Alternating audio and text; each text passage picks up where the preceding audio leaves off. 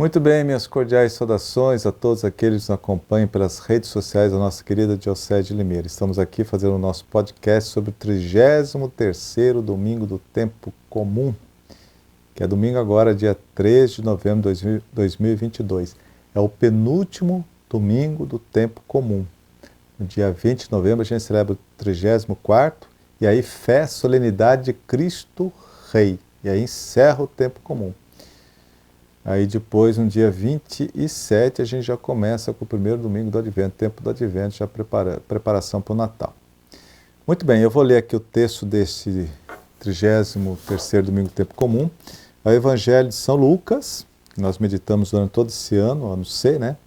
Evangelho de Lucas. É o capítulo 21, versículos de 5 a 19.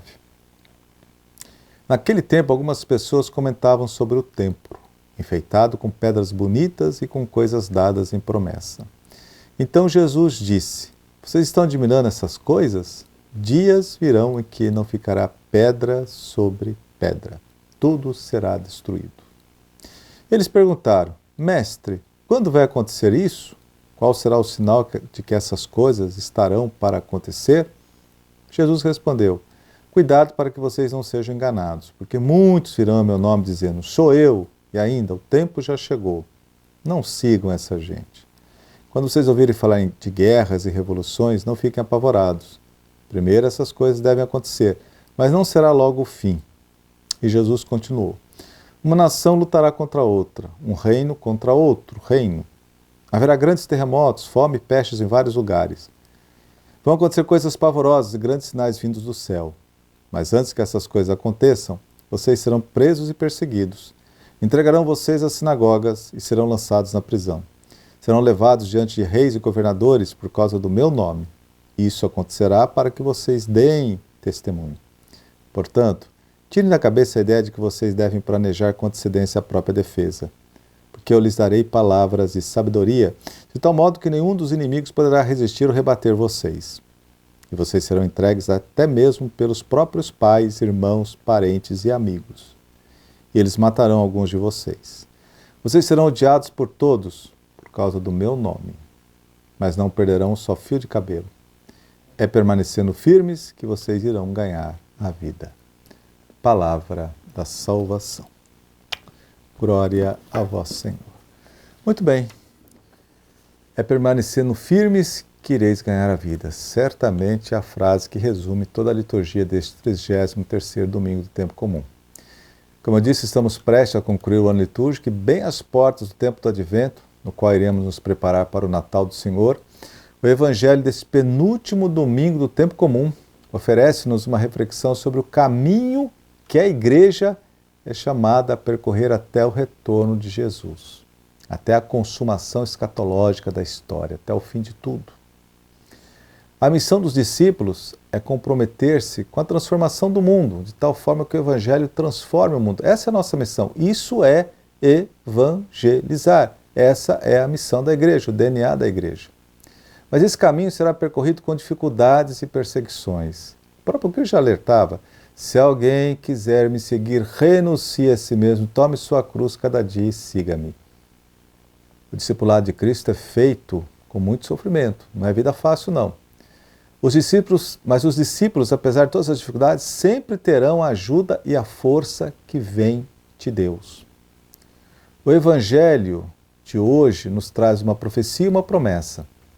A profecia é sobre o fim dos tempos, e a promessa é sobre como o Senhor recompensará todos aqueles que se mantiverem fiéis à sua palavra. São Lucas revela os acontecimentos que surgirão. Vocês serão presos, perseguidos, vocês serão lançados na prisão, serão levados diante de reis e governadores por causa do meu nome. Os cristãos são advertidos para as dificuldades e perseguições que marcarão a caminhada histórica da Igreja pelo tempo, como eu disse, até a segunda vinda de Jesus.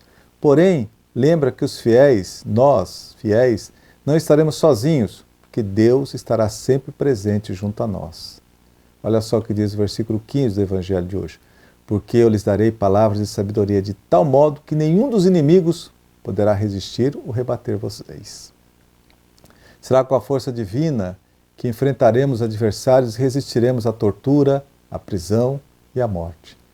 Será com a ajuda de Deus que nós, cristãos, poderemos até resistir à dor pela traição dos nossos próprios familiares e amigos. É a graça de Deus que nos sustenta. Como diz São Paulo, sou o que sou pela graça de Deus. As palavras de alento deixadas por São Lucas enfatizam a certeza de que Deus não abandona os seus filhos e filhas. Ele está sempre ao nosso lado. Ele é Emmanuel, Ele é Deus conosco. E é essa presença constante e amorosa do Senhor que nos permitirá enfrentar as forças da morte. É essa força de Deus que nos levará, nós, discípulos de Jesus, a vencermos o desânimo, a adversidade e o medo, permitindo que renasça em nós a esperança e a coragem para superarmos as adversidades do mundo presente. E detalhe, é o percurso que todos nós somos chamados a percorrer até o retorno de Cristo. É a história da igreja, né? Se você observar no tempo, como a igreja foi perseguida e continuará sendo perseguida, mas as forças do inferno não prevalecerão contra ela. No meio de todos os desastres e perseguições, Deus está conosco. Olha só o que diz o versículo 18. Mas não perderão um só fio de cabelo. O cristão verdadeiro jamais perde a esperança, não desanima nunca. Mesmo quando tudo parece perdido, nós, cristãos, temos a certeza da presença sábia e misericordiosa de Deus junto a nós, junto da igreja. São Lucas coloca os cristãos de todos os tempos de sobreaviso para as dificuldades e perseguições que marcarão a caminhada histórica da igreja ao longo do tempo. É isso, o evangelho de hoje é isso. Ele retrata como a igreja será perseguida ao longo do tempo, mas jamais será vencida. Lucas lembra-nos que não estamos sozinhos, o Senhor caminha conosco. O discurso escatológico do evangelho que acabamos de ouvir define, portanto, a missão da igreja na história. E qual é essa missão? 2 pontos. Dar testemunho do evangelho e colaborar com a vinda do reino. Olha só, dar testemunho do evangelho e colaborar com a vinda do reino. Os discípulos nada deverão temer. Vamos enfrentar dificuldades, mas sempre contaremos com a ajuda e a força de Deus. Como diz o Evangelho de São João, citando as palavras de Cristo, sem mim nada podeis fazer, mas com Cristo caminharemos e venceremos as dificuldades que enfrentaremos ao longo da história. Saibamos viver fielmente a nossa vocação cristã.